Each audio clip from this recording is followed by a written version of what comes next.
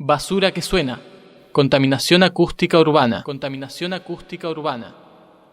Parte 6.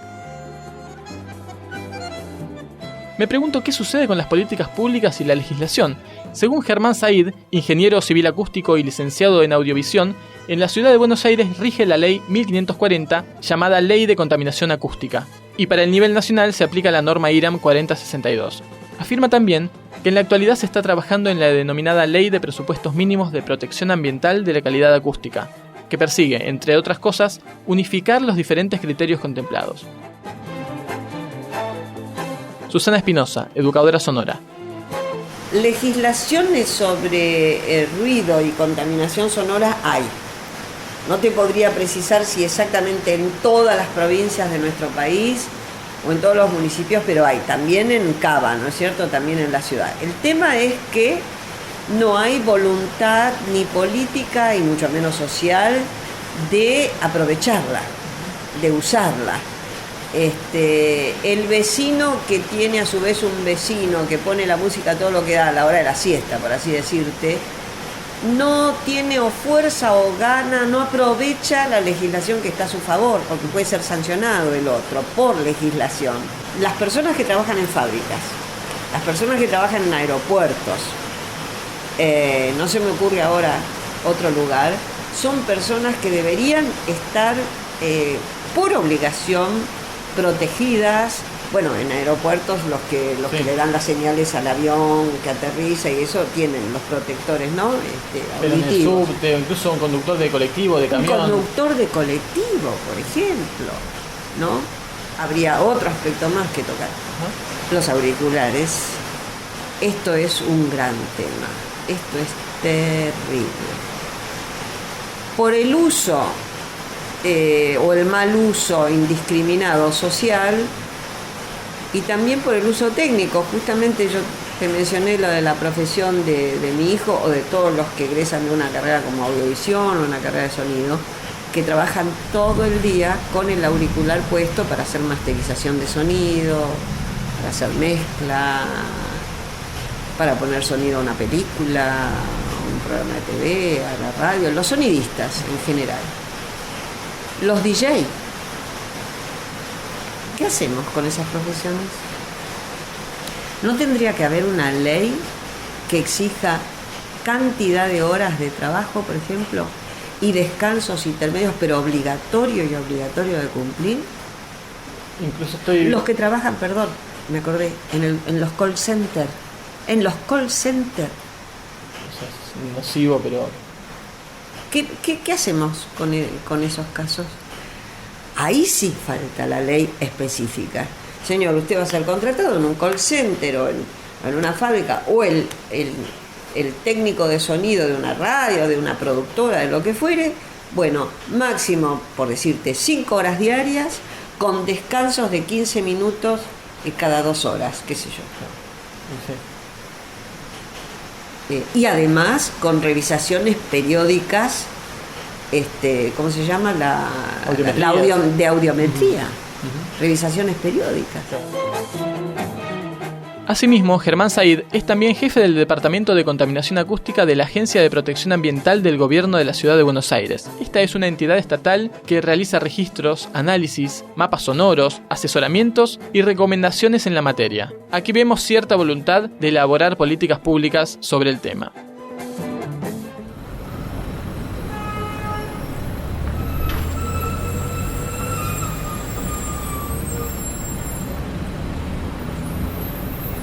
El sonido estridente de los colectivos a lo lejos, ¿sí? Estamos como a 50 metros, marca unos picos de 78, 80 decibeles. Los colectivos son los transportes públicos en la ciudad de Buenos Aires.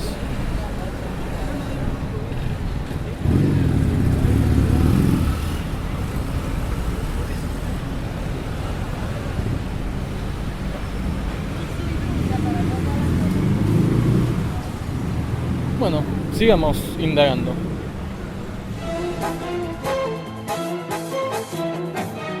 Juan Godínez, arquitecto.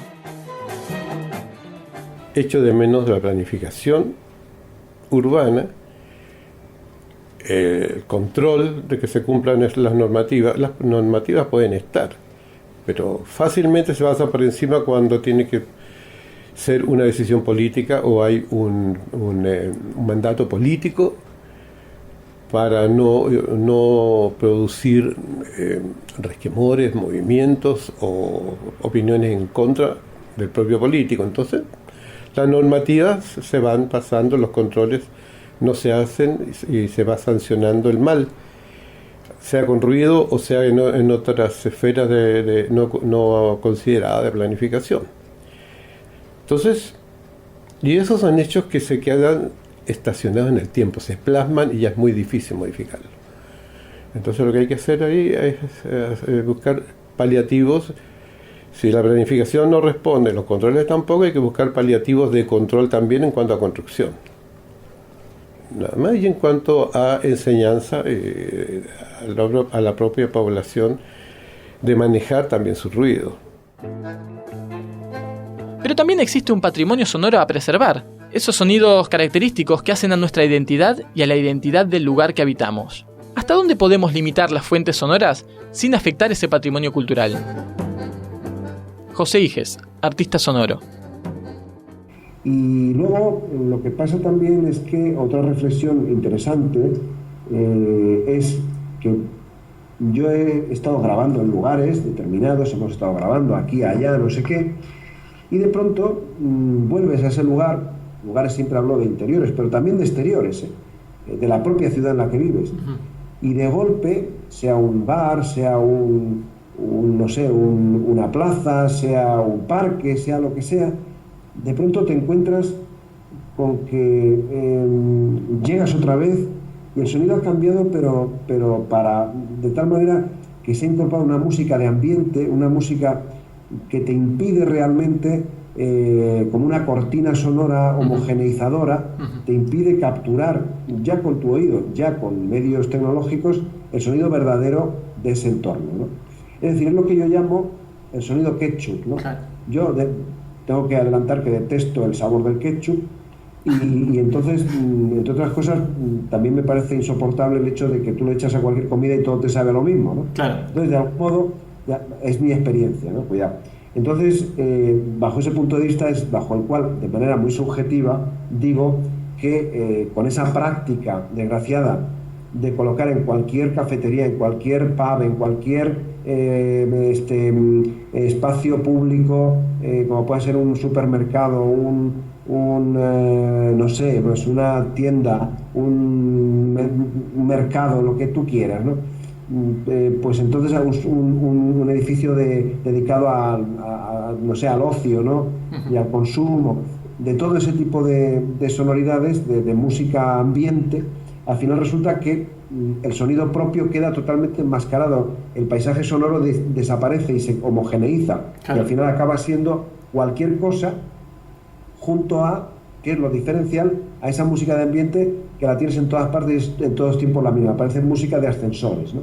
Claro, entonces, que hace difícil.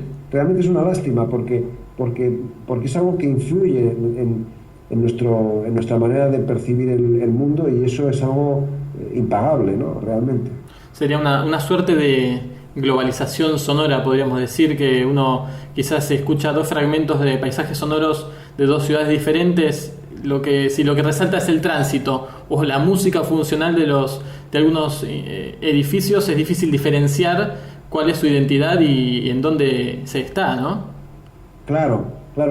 Fíjate que yo, por ejemplo, cuando estuvimos en Buenos Aires el año 2010, concretamente para una instalación que montamos allá en el centro Recoleta, pues una de las cosas que yo grabé, porque me parecieron más diferenciales, fue el sonido de unas norias que ya no funcionaban, por supuesto, de unos que eran simplemente ¿cómo te digo? Las propias cacharros giratorios de la noria, realmente era para subir agua, no era como una especie de pozo, sí. Y tú le dabas una manivela, entonces el sonido de la manivela, que ya ni subía agua ni subía nada, estaban ahí en un patio del propio centro Recoleta, me parecieron fascinantes y empecé a usar esos sonidos, porque me parecieron que al final eran como muy musicales, empecé a interpretar con ellos mientras grababa y tal. Bueno, pues eso, imagínate que te han puesto al lado una música de ambiente, de no sé qué, de lo que tú quieras, ¿no? Entonces ya se acabó todo el ambiente, se acabó todo el interés de aquello, se acabó todo, ¿comprendes? Claro. Y así pasa continuamente, cada vez más estás limitándote, o te están limitando, mejor dicho, no sé por ventura de qué idea global o de qué idea estúpida o de qué, pues ese tipo de cosas.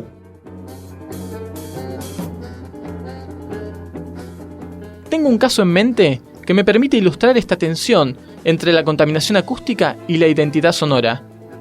Esto que van a escuchar es un ambiente real en Nueva Delhi, India.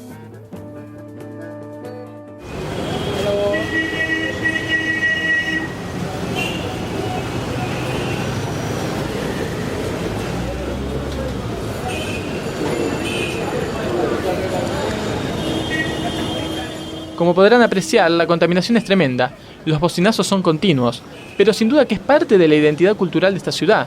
De hecho, en India se toca la bocina constantemente para avisar que hay alguien detrás, es un código social. ¿Con qué potestad podría prohibirse?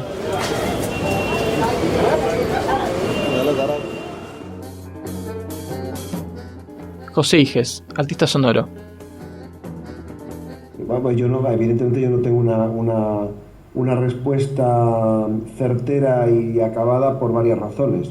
Una de ellas puede ser porque no comparto ciegamente un cierto fundamentalismo conservacionista que subyace bajo un proyecto tan estrella del paisaje sonoro como es el fundador del paisaje sonoro, el proyecto de Murray Schafer, como bien sabes, y por otra parte porque tampoco sabría decir cuáles son esos sonidos que hay que preservar o cuáles son sonidos los que no hay que preservar. Creo que en ese punto mi valoración o mi uso más bien de los sonidos del entorno, sea este sonido de entorno acústico, el urbano, el industrial, el de la naturaleza, o incluso de un entornos de espacios interiores, pues la verdad es que yo me he movido más bien no tanto bajo el punto de vista, bajo el criterio, mi oído se ha orientado y por tanto mis equipos de grabación, no tanto bajo el criterio del estudioso e investigador conservacionista de ese tipo de cosas, cuanto del compositor, del creador, del artista sonoro que capturaba esas cosas que le atraían, que le llamaban la atención y que luego eventualmente podía utilizar o no. Al cabo pueden pasar un montón de años sin que aquello lo utilices y de pronto te aparece interesante utilizarlo en un contexto determinado, ¿no? Entonces, bajo ese punto de vista, pues claro, lo que ocurre es que yo tendría que decir que todos los sonidos que me parecen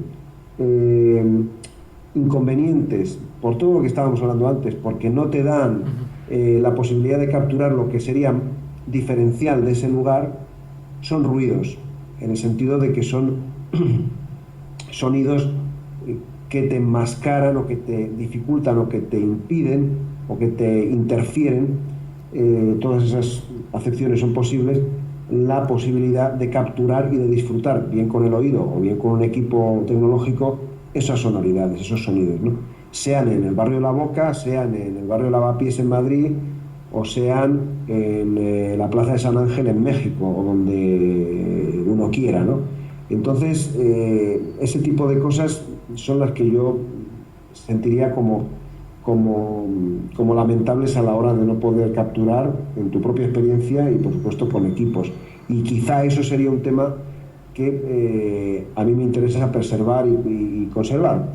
Y, por ejemplo, dentro de este asunto tengo que decir que hay dentro de la idea de las marcas a las que aludía Murray Schafer y su equipo en su estudio, para mí una de las marcas que creo él no ha señalado nunca, y quizá debería haberlo hecho, es las marcas culturales, marcas sonoras, ¿se entiende? Claro. Y una de esas marcas culturales en nuestra cultura ibérica, iberoamericana también, naturalmente, en el caso de toda Iberoamérica, es sin duda el sonido del afilador. El afilador se encuentra en México, yo lo he oído en México, tanto como en un pueblo cercano a Caracas, lo he oído en las calles de Córdoba, lo he oído en un pueblo cercano a Segovia, La Granja, lo he oído cuando era niño en las calles de Madrid, ahora ya no se oye tanto, y por supuesto sí que es una realidad, es una marca cultural sonora bastante peculiar y que aún existe, ¿no? Y que aún vale la pena, junto a esa, otras muchas, de preservar, ¿no? y de valorar desde ese punto de vista. Así es. Bueno, a tu definición anterior quizás también podríamos agregar que en la medida que un sonido o un ruido sea peligroso para la salud, también puede considerarse como que no es patrimonio o no debería ser conservado a rajatablas, ¿no? Desde luego estoy de acuerdo. Sí, claro. Sí. Pero dentro de eso también tenemos la experiencia de que un sonido, volviendo a la relatividad de las cosas, ¿no? Un sonido como por ejemplo pueda ser el de un locutor cantando un gol en un partido muy especial, por ejemplo, estoy pensando, y yo no soy muy aficionado al fútbol, por diversas razones. Un gol como el que hizo a España campeona del mundo, el cantar ese gol y el sonido del estadio, todo ese tipo de cosas puede tener, aunque para otros sea molesto desde un punto de vista de los decibelios, de todo esto, evidentemente es una marca que tiene un interés en un momento dado, tiene un valor diríamos denotativo y un valor digamos de archivo, y otras muchas, ¿no? Como puede serlo, aunque la detestemos, la voz de Hitler, o como la voz de Franco o la voz de Mussolini, por poner otro ejemplo, ¿no? Claro. Entonces hay ese tipo de realidades que están ahí y que por ejemplo puede llevarnos al caso de un sonido que naturalmente, si yo lo oigo ahora en mi calle cuando abro el balcón y salgo a la terraza, me puede molestar, como es el sonido de una Harley Davidson o de cualquier moto, y sin embargo el sonido del motor de la Harley Davidson está protegido, incluso como derecho de autor. Entonces son cosas irónicas, ¿no? Que también tienen que ver, por supuesto, mucho con nuestra sociedad de consumo y con la sociedad capitalista en la que estamos, claro. Centro de Producciones Radiofónicas, www.cpr.org.ar